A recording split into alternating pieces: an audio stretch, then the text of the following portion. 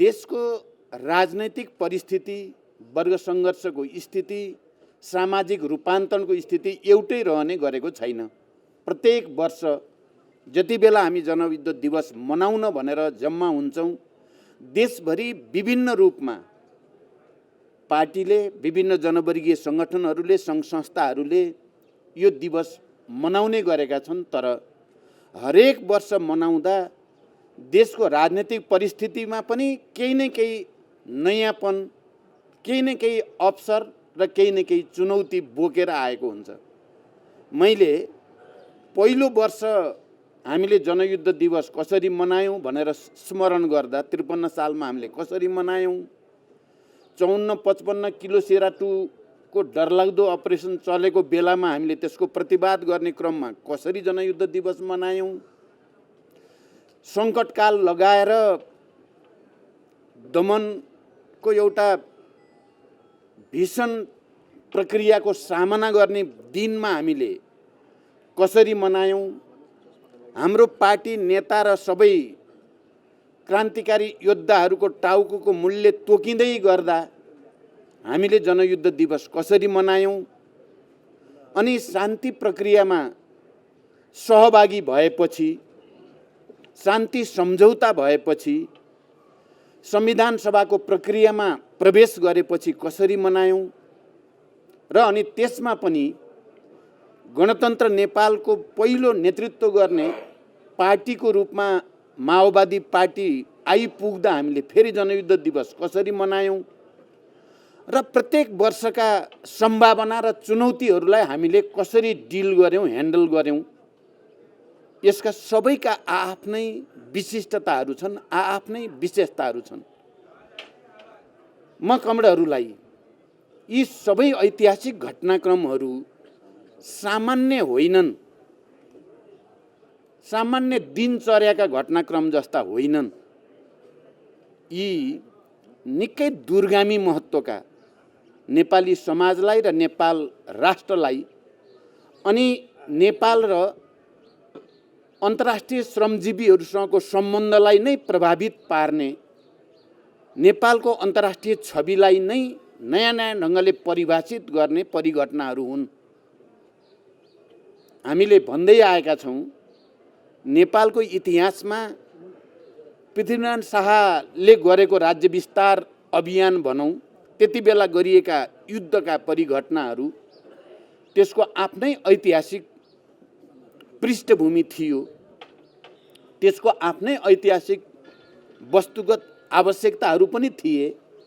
त्यसपछि युद्धको रूपमा नेपाली समाजलाई झकझक्याउने, नेपालको इतिहासलाई नै नयाँ मोड दिने, नेपाललाई नै एउटा नयाँ युगमा पदार्पण गर्ने युद्ध, विद्रोह, क्रान्तिको रूपमा महान जनयुद्ध स्थापित छ, स्थापित भयो र हामीले विस्तृत शान्ति सम्झौता, संविधान सभा र सङ्घीय गणतन्त्रको घोषणा गर्दै गर्दा हामी सबै गौरवान्वित भयौँ, नेपाल राष्ट्र नै गौरवान्वित भयो। यो देशका सबै उत्पीडित वर्ग, उत्पीडित जाति जनजाति, दलित, महिला, मुस्लिम सबै क्षेत्रका जनताले पनि एउटा नयाँ सुनौलो दिन अब हाम्रो जीवनमा आउँछ भन्ने महसुस गरे। संविधानमा समावेशी र समानुपातिकताको मान्यताबाट अब यो देश नयाँ ढङ्गले एकताबद्ध हुन्छ, किनभने विगतमा सामन्ती राज्य सत्ताले फुटाउ र राज गर भन्ने मान्यता अनुसार नेपालका विभिन्न जातिहरूप्रति पनि विभिन्न प्रकारको नीति, विभिन्न क्षेत्रहरूका जनताप्रति पनि विभिन्न प्रकारको नीति गरेर विभेदमा राख्ने कोसिस गरिएको हामी सबैले बुझेका छौँ, महसुस गरेका छौँ। किन आवाज सुनिएन अरे मैले त यहाँ चर्कै भयो जस्तो लाग्छ। त्यसरी चल्ने गरेको राज्यको ठाउँमा अब सबै तह तबकाको प्रतिनिधित्व हुने, कम्तीमा नयाँ राष्ट्रिय एकताको आधारशिला खडा भयो। यो पूर्ण भयो भनेर हामीले कहिल्यै पनि भनेका छैनौँ। यसलाई अझ विकसित गर्नु छ, यसलाई अझै परिमार्जित गर्नु छ, संविधानलाई अझै संशोधन गरेर सबै जात जाति भाषा भाषी क्षेत्र वर्ग समुदायलाई अझै एकताबद्ध गर्नु छ। तर इतिहासको सामन्ती युगको हिजोको अवस्था र आजको गणतन्त्रको युगको अवस्थामा नयाँ राष्ट्रिय एकता नयाँ संविधानले कायम गरेकै छ। मैले के देख्छु भने हामी हिजो पञ्चायत विरोधी आन्दोलनको क्रममा होस् या गणतन्त्रको निम्ति आन्दोलनको क्रममा हामीले जे भोगेका र देखेका थियौँ, नेपाली समाजले जे भोगेको थियो त्यसको ठिक विपरीत सङ्घीय लोकतान्त्रिक गणतन्त्रले नयाँ राष्ट्रिय एकता कायम गरेकै हो। राजनीतिक दलहरूको बीचमा पनि हिजो लामो समयदेखि कायम रहेको कोही राजा परस्त, कोही के परस्त, कोही के परस्त भनेर राजनीतिक दलहरूको बीचमा राष्ट्रिय उद्देश्यको निम्ति समर्पित भएर लाग्नुभन्दा एकअर्काप्रति अलि बढी नै शत्रुतापूर्ण सङ्घर्षको स्थिति हामीले देख्यौँ, भोग्यौँ। तर जनयुद्धले नै र जनयुद्धको जगमा भएको जनआन्दोलन समेतको समायोजनले नै नेपालका राजनीतिक दलहरूको बीचमा पनि एउटा नयाँ सङ्कल्प, नयाँ एकता, संविधान सभाको निम्ति सङ्घर्ष, सङ्घीय गणतन्त्रको निम्ति सङ्घर्ष र एउटा नयाँ समृद्ध नेपाल निर्माणको निम्ति सङ्घर्ष गर्ने एउटा नयाँ सङ्कल्पको आधारशिला खडा गर्यो। म आजको दिन 27औं जनयुद्ध दिवसको सन्दर्भमा यो कुरालाई म विशेष जोड गरेर भन्न चाहन्छु, नयाँ राष्ट्रिय एकता कायम भएको हो र यो नयाँ राष्ट्रिय एकताले सामाजिक सद्भाव, समाजमा सबै आफू बिस्तारै अधिकार सम्पन्न हुँदै गएको र हुँदै जाने विश्वास यसले पैदा गर्यो। यो कुरा एउटा वर्गलाई, एउटा तबकालाई, एउटा विचारका मान्छेलाई, एउटा प्रवृत्तिका मान्छेलाई सुरुदेखि मन परेको थिएन। हामी जनयुद्धलाई स्मरण गर्दै गर्दा सुरुका दिनमा कसरी सखाप पार्ने अभियान चलाउन खोजियो त्यो कुरा र विभिन्न अभियान अन्तर्गत यसलाई बल प्रयोगकै आधारमा शक्तिकै बलमा दबाउने जो कोसिस गरियो त्यो कुरा स्मरण गर्दा र अहिलेको नयाँ राष्ट्रिय एकताको के भयो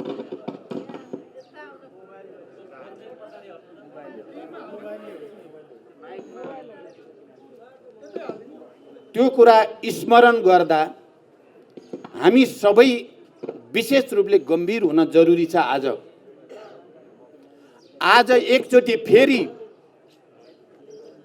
जनयुद्ध र त्यसले ल्याएका परिवर्तनलाई केही गरी कमजोर पार्न सकिन्छ कि भन्ने प्रयासहरू फेरि नयाँ सिराबाट आउन खोजेका छन्।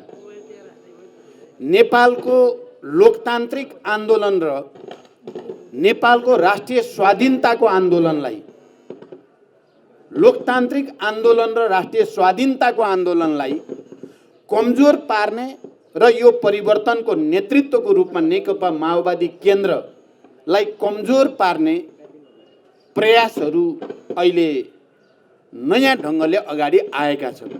आज जनयुद्ध दिवस मनाउनुको हाम्रो तात्पर्य एकचोटि फेरि नयाँ सङ्कल्प लिनुपर्ने, राष्ट्रिय स्वाधीनताको निम्ति र प्राप्त लोकतान्त्रिक अधिकारको रक्षाको निम्ति संविधान र त्यसमा राखिएका प्रावधानहरू, जनपक्षीय प्रावधानलाई अझ परिमार्जन गर्ने सङ्कल्प सहित हामीले अगाडि जानु छ।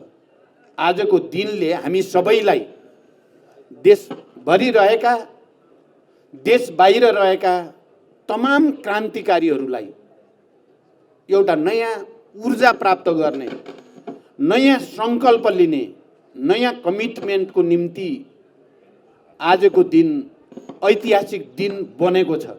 र म हिजो जनयुद्धको प्रारम्भिक तयारी को योजना बनाउँदै गर्दाका दिनहरू स्मरण गर्दै यो त गयो झन् यसले मात्रै हुँदैन।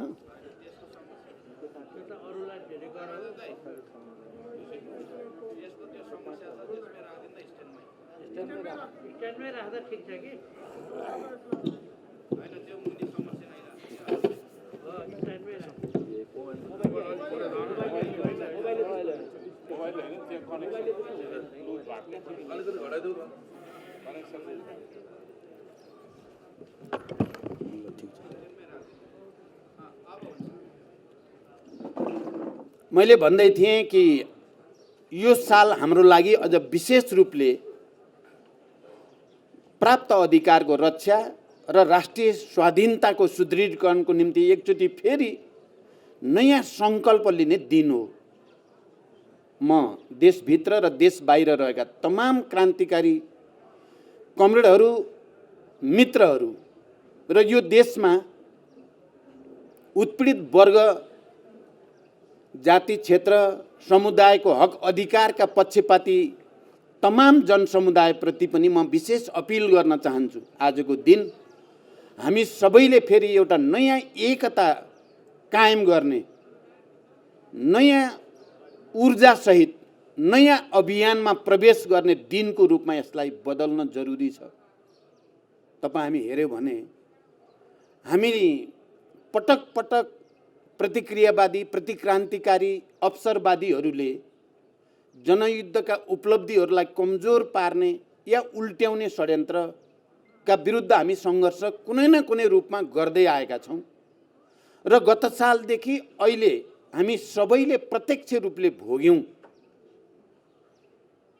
प्रतिगमनले कसरी टाउको उठाउन खोज्यो, संविधानलाई कसरी निस्तेज पार्न खोजियो, संविधानका पनि ती प्रावधानहरू जुन प्रावधानहरू प्रगतिशील छन् तिनलाई कसरी उल्ट्याउन खोजियो र यो देशलाई फेरि एउटा राजनैतिक सङ्कटको भुमरीमा लान खोजियो र त्यसका विरुद्ध हामीले फेरि एकचोटि दृढ सङ्कल्प सङ्घर्षको मैदानमा जान पर्यो। हामीले सबै चिज छोड्यौँ, जरुरी पर्छ भने जस्तोसुकै त्याग र बलिदान गर्न पनि हामी तयार छौँ भनेर हामी सडकमा गयौँ। जब हामीले प्रतिगमन र उपलब्धिलाई उल्ट्याउन खोज्ने प्रवृत्तिका विरुद्ध जनतालाई अपिल गऱ्यौँ र हामी आफै सडकमा पुग्यौँ, लाखौँ लाख जनताहरू देशव्यापी रूपमा त्यसको पक्षमा खडा भयो र निकै ठुलो डिजाइन अन्तर्गत अगाडि बढाइएको प्रतिगामी कदम असफल भयो। एकचोटि फेरि नेपाली जनता, एकचोटि फेरि क्रान्तिकारी नेतृत्व सफल भयो र अहिले जुन गठबन्धनको स्थिति, सरकारको स्थिति छ र हामी त्यो मार्फत फेरि एउटा नयाँ निर्वाचनको प्रक्रियामा प्रवेश गर्ने र संविधानलाई, जनताका अधिकारलाई अझ विकसित र परिमार्जन गर्ने प्रक्रियामा छौँ। हामी त्यहाँसम्म आइ त पुगेका छौँ, तर क्रान्ति र प्रतिक्रान्तिको लडाइँमा अन्तिममा कसले जित्छ यो प्रक्रियाभित्र भन्ने कुराको अन्तिम टुङ्गो अझै लागेको छैन। पराजित प्रतिगमनकारी प्रवृत्ति चुप लागेर बसेको छैन, उसले अझै पनि प्रतिगमन गराउने नै कसरत चलाइरहेको छ र त्यसलाई मलजल गर्ने देशभित्र र बाहिर विभिन्न खालका प्रतिक्रियावादी शक्तिहरू सक्रिय नै छन्। अहिले कुनै तरिकाले प्रतिगमन विरोधी आन्दोलनका कारण त्यो प्रक्रियाबाट पैदा भएको यो गठबन्धनलाई टुटाउनको निम्ति, यो सरकारलाई गिराउनको निम्ति, निर्वाचन प्रक्रियालाई बिथोल्नको निम्ति अनेक खालका प्रपञ्चहरू छन्, भइरहेका छन्। तपाईँ हामीले देखिरहेका छौँ। हामीले गठबन्धन बनाउँदा केही सैद्धान्तिक र केही राजनीतिक मान्यताहरूलाई अगाडि सारेका थियौँ र तिनै मान्यताका आधारमा गठबन्धन बनाएका हौँ। तपाईँ हामी सबैलाई थाहा छ संविधानको रक्षा, लोकतान्त्रिक गणतन्त्रको रक्षा र राष्ट्रियताको रक्षामा हामी एकमत भएर त्यसैलाई लिपिबद्ध गरेर त्यसैको आधारमा आन्दोलित हुँदै हाम्रो गठबन्धन बनेको हो र यो सरकार पनि गठन भएको हो। हामीले कुनै देश विशेषसँग गरेका सहमति, सम्झौता या परियोजना या आर्थिक सहयोग, लेनदेन त्यसको आधारमा गठबन्धन बनाएको होइन र यो गठबन्धन सुदृढ हुँदै जाने या कमजोर बन्ने भन्ने कुरा हामीले यो गठबन्धन निर्माण गर्दा जुन सैद्धान्तिक र राजनीतिक मान्यतामा खडा थियौँ, हामी त्यही मान्यतामा खडा भएर यो गठबन्धनलाई अगाडि बढाउनु पर्दछ र नेपालको संविधान, नेपालको गणतन्त्र, लोकतान्त्रिक गणतन्त्र र राष्ट्रियताको रक्षा म सम्पूर्ण नेपाली जनसमुदाय, सम्पूर्ण नेपाली दिदीबहिनी दाजुभाइहरूलाई विशेष रूपले अपिल गर्न चाहन्छु। हामी सबैले यो कुरालाई विचार गरौँ। संविधानको रक्षा, लोकतन्त्रको रक्षा र राष्ट्रियताको रक्षाको निम्ति गठबन्धन गरिएको हो। कुनै एउटा खास परियोजना गर्ने या नगर्ने भन्ने आधारमा यो गठबन्धन गरिएको होइन। आज यदि कसैले कुनै एउटा परियोजनासँग सम्बन्धित गराएर गठबन्धनको भाग्य र भविष्य बारे सोच्छ भने त्यसको हाम्रो ऐतिहासिक धरातल भत्काउने जस्तै हुन जान्छ। म यो पक्षमा आम जनतासँग अपिल गर्न चाहन्छु। हामीले यो गठबन्धन जुन मूल्य, जुन मान्यतामा टेकेर चाहिँ बनाएका हौँ, हामी त्यसैमा दृढ रहौँ। आम जनताले हामीलाई जे उद्देश्यको निम्ति साथ दिएको हो, मलाई विश्वास छ जनता अहिले पनि त्यही विश्वासमा, त्यही भरोसामा छन्। त्यसकारण जनताको यो भावना, जनताको यो समर्थन, भरोसालाई हामी कसैले पनि मिनिमाइज गर्न हुँदैन। हामी सबैले त्यसलाई उच्च सम्मान गर्नुपर्दछ र त्यसको जनताको त्यो मर्म र भावना अन्तर्गत नै अरू सबै परिघटनाहरू हुन्छन्, राख्नुपर्छ भनेर म विशेष रूपले भन्न चाहन्छु। म जाँदा जाँदै अब धेरै लामो व्याख्या गर्न सम्भव पनि छैन, समय पनि छैन। आज म जनकपुरमा पनि जाँदैछु। पोहोर साल जनयुद्ध दिवस मनाउँदै गर्दा बर्दिया जिल्ला, जहाँ सबभन्दा बढी बेपत्ता भएको जिल्ला छ जनयुद्धका क्रममा, त्यहाँको एउटा गाउँपालिकाको सरकारले सरकारकै हैसियतबाट जनयुद्ध दिवस मनाएको थियो। केही प्रकाशनहरू, केही सम्मान कार्यक्रमहरू राखेको थियो, सम्मानहरू राखेको थियो। अहिले यो पटक त्यसमा एउटा नयाँ फड्को भन्नुपर्छ। मधेसमा त्यहाँको सरकारकै तर्फबाट जनयुद्ध दिवस मनाउने भनेर निर्णय भएको छ र मलाई प्रमुख अतिथिको रूपमा निम्ता गरिएको छ। म के चाहन्छु भने अब सबै प्रदेश सरकार र केन्द्र सरकारले पनि जनयुद्ध दिवस मनाउन म अपिल गर्न चाहन्छु। हामी आज जुन गणतन्त्रको कुरा गरेका छौँ, हामी गणतन्त्रको अभ्यास गरेका छौँ, त्यसको प्रमुख आधार, किनकि मधेस सरकारले त्यसो भन्दै गर्दा यो परिवर्तनको मुख्य कारक जनयुद्ध भएको हुनाले हामीले जनयुद्ध दिवस मनाउने निर्णय गर्यौँ भनेको छ। म हाम्रा मुख्यमन्त्री भएका सरकारहरू र अरू जो कोही मुख्यमन्त्री भएका सरकारहरूलाई पनि यसै गरी यो दिवसलाई जति सम्मानित गर्यो सङ्घीय लोकतान्त्रिक गणतन्त्र त्यति सुदृढ हुन्छ। यो दिवसलाई जति कमजोर पार्यो यो संविधान र परिवर्तन, लोकतन्त्र र गणतन्त्र जनताका सबै उत्पीडित वर्ग, जाति, क्षेत्र, समुदायका हक अधिकारहरू त्यसरी नै खोसिँदै जान्छन्। त्यसकारण यसको अन्तर सम्बन्ध अलि गहिरो छ, ठुलो छ, रणनैतिक छ भनेर म भन्न चाहन्छु। र छिटै केन्द्रबाट पनि त्यो होस हुनेछ भनेर पनि म विश्वास व्यक्त गर्न चाहन्छु। सुरुदेखि म अब अन्तिममा एउटा पक्षतिर सबैको ध्यान आकर्षित गरेर मेरो भनाइ टुङ्ग्याउन चाहन्छु। सुरुदेखि जति बेला हामीले जनयुद्धको ऐतिहासिक पहल गऱ्यौँ त्यो दिनदेखि नै यो पार्टीलाई, यो आन्दोलनलाई, यो नेतृत्वलाई, यो विचारलाई कमजोर पार्ने अनेक षड्यन्त्रहरू भए। हामीले सामना गऱ्यौँ र त्यसको पराकाष्ठाका रूपमा ठुल्ठुला नरसंहारहरू, गाउँ गाउँमा बलात्कार, हत्या, हिंसाका विभीषिकाहरू हामीले नजिकबाट हेऱ्यौँ, देख्यौँ, भोग्यौँ र नेतृत्वलाई सम्पूर्ण रूपले सखाप पार्ने भनेर टाउको काट्ने, झोलामा ल्याउने कुराहरू पनि हामीले देख्यौँ, सुन्यौँ, भोग्यौँ।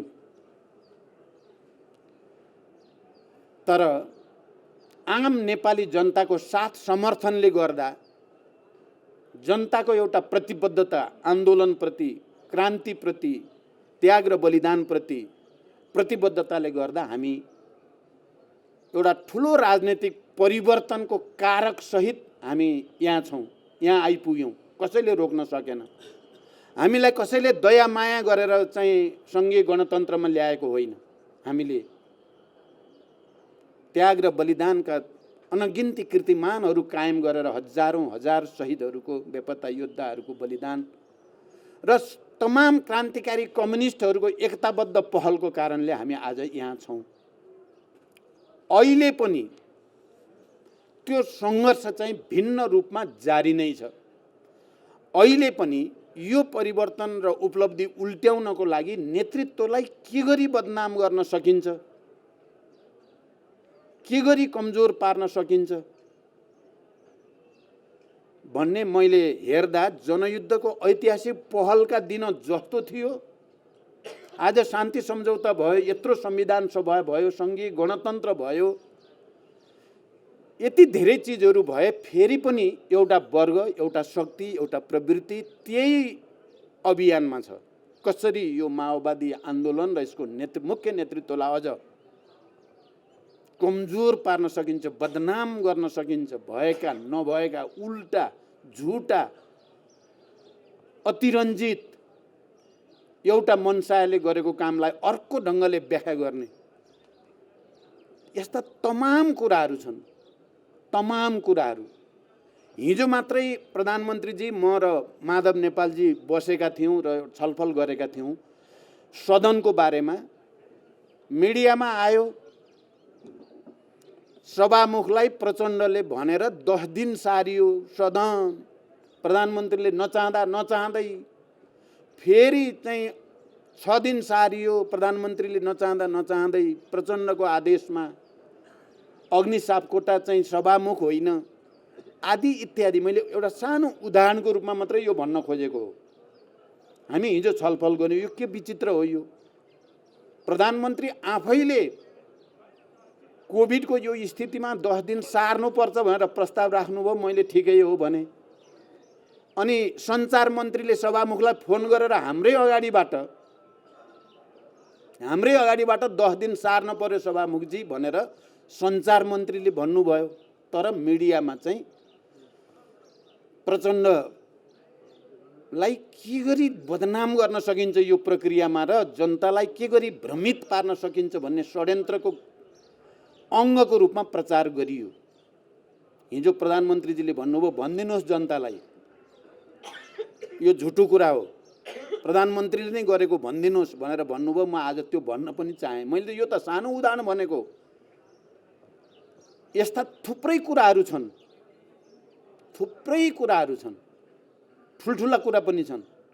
तर मलाई के विश्वास छ भने हामी माओवादीहरू दृढताका साथ र एकताबद्ध रूपले अगाडि जाँदा र नेपाली जनतासँग हाम्रो सम्बन्धलाई हामीले अझ सुमधुर, अझ चाहिँ दह्रो बनाउँदै जाँदा, जसरी हिजो हामीलाई सखाप पार्न चाहँदै पनि हामी एउटा ठुलो राजनीतिक परिवर्तनको कारक सहित हामी यहाँ उपस्थित भयौँ। अहिले हामीलाई बदनाम गर्ने, कमजोर पार्ने, विभाजित गर्ने तमाम षड्यन्त्रलाई पनि हामी परास्त गरेर अझ विजयी भएर हामी समाजवादको यात्रामा अगाडि बढ्न सक्छौँ भन्ने मेरो विश्वास अहिले पनि त्यत्तिकै कायम छ जति जनयुद्धको सुरुवात गर्ने बेलामा थियो। म यो कुरा आम नेपाली श्रमजीवी जनता, देशभित्र र बाहिरका तमाम दिदीबहिनी दाजुभाइहरूलाई म दृढताको साथ भन्न चाहन्छु। र अहिले पनि जो प्रतिगमन, प्रतिक्रान्तिका षड्यन्त्र छन् तिनलाई परास्त गर्नको निम्ति म सबै माओवादीहरू आफ्नो पहिचान हिजो जनयुद्धमा र त्यसका त्याग र बलिदानका कीर्तिमानद्वारा त्यसमा भएका विचारको विकास र संश्लेषणका नयाँ नयाँ कृति गौरवान्वित भएका हामी सबै माओवादी घटकहरू अहिले विभिन्न रूपले विभाजित पनि छौँ, कतिपय हामी एकताबद्ध पनि हुँदैछौँ। विभाजन र एकताको एउटा नयाँ अनुभव पनि हाम्रो आन्दोलनले हासिल गरेको छ। म आजको दिन ती तमाम क्रान्तिकारी साथीहरूलाई प्रतिगमनका विरुद्ध, कम्तीमा पनि प्रतिक्रान्तिको षड्यन्त्रका विरुद्ध, माओवादी आन्दोलनलाई बदनाम गर्ने षड्यन्त्रका विरुद्ध फेरि एकचोटि एकताबद्ध हुन म विशेष रूपले अपिल गर्न चाहन्छु। हामीले सबैले आत्मसमीक्षा गरौँ, कस कसले कहाँ कहाँ के कति कमजोरी गरियो, खुला हृदयले आत्मसमीक्षा गर्न तयार हौँ र हामी सबै क्रान्तिकारी कम्युनिस्टहरू, माओवादी भन्दा बाहिर भएका पनि क्रान्ति आन्दोलन परिवर्तनप्रति इमान्दार कम्युनिस्टहरू सबै एकताबद्ध हुन जरुरी छ। त्यसरी मात्रै हामीले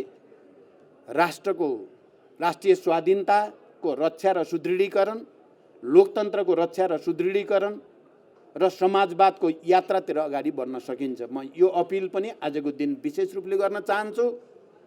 मैले अघि नै भने समयको अलिकति दबाब छ र यो आजको यो दिन एउटा सरकारले जनयुद्ध दिवस मनाउने निर्णय गरेको अर्थमा पनि महत्त्वपूर्ण छ। म मधेसको सरकारलाई यहाँबाट पनि विशेष रूपले धन्यवाद भन्न चाहन्छु, यो वातावरण बनाउने साथीहरूलाई पनि र आम मधेसी जनसमुदायलाई पनि, किनकि उहाँहरूका प्रतिनिधिहरूले चाहिँ यो साहसिक निर्णय उहाँहरूले गर्नुभएको छ। यसको चाहिँ पछि सबैले यसलाई पछ्याउने छन् भनेर म विश्वास पनि व्यक्त गर्न चाहन्छु। र आजकै दिन हाम्रो महान जनयुद्धको क्रममा महत्त्वपूर्ण भूमिकामा रहनुभएका र निकै अप्ठ्यारो दिनहरूमा पनि पार्टीलाई, आन्दोलनलाई र नेतृत्वको रक्षाको निम्ति धेरै महत्त्वपूर्ण भूमिका खेल्नुभएका हामी सबैले चिनेका छौँ। कमरेड दीर्घराज श्रेष्ठ सिन्धुली जिल्लाका, उहाँ आफै आन्दोलनको एउटा सहभागी लोकप्रिय नेता पनि हुनुहुन्छ सिन्धुली जिल्लाको, र उहाँ शहीद परिवार पनि हुनुहुन्छ। उहाँका भाइ महेन्द्र श्रेष्ठ होनाहार क्रान्तिकारी कमान्डर हुनुहुन्थ्यो। उहाँको निर्ममतापूर्वक हत्या गरिएको छ र यस अर्थमा उहाँ महत्त्वपूर्ण हाम्रो शहीद परिवार पनि हो। उहाँ यस बीचमा विभाजनको एउटा बडो नमिठो श्रृङ्खला आयो, विविध कारणले उहाँ अर्कै ठाउँमा केन्द्रित हुनुहुन्थ्यो। अस्तिको दिन उहाँ कमरेड हरिबोल गजुरेल र दीर्घश्रेष्ठ सल्लाह गरेर मकहाँ आउनुभयो र पार्टीमा समायोजित हुने, पार्टीमा जोडिने, यही मूल पार्टीमै जोडिन आवश्यक छ भन्ने उहाँले पनि महसुस गर्नुभयो। हामीले सल्लाह गऱ्यौँ, त्यसो भने जनयुद्ध दिवसकै दिन पार्टी हेडक्वार्टरमा नै तपाईँको स्तरको कमरेड प्रवेश गर्दा या जोडिँदा त्यो सन्देश ठुलो हुन्छ भनेर हामीले सल्लाह गरेका थियौँ। कमरेड दीर्घश्रेष्ठ यहाँ आइपुग्नु भएको छ। म उहाँलाई हार्दिक बधाई पनि भन्न चाहन्छु, हार्दिक शुभकामना पनि भन्न चाहन्छु।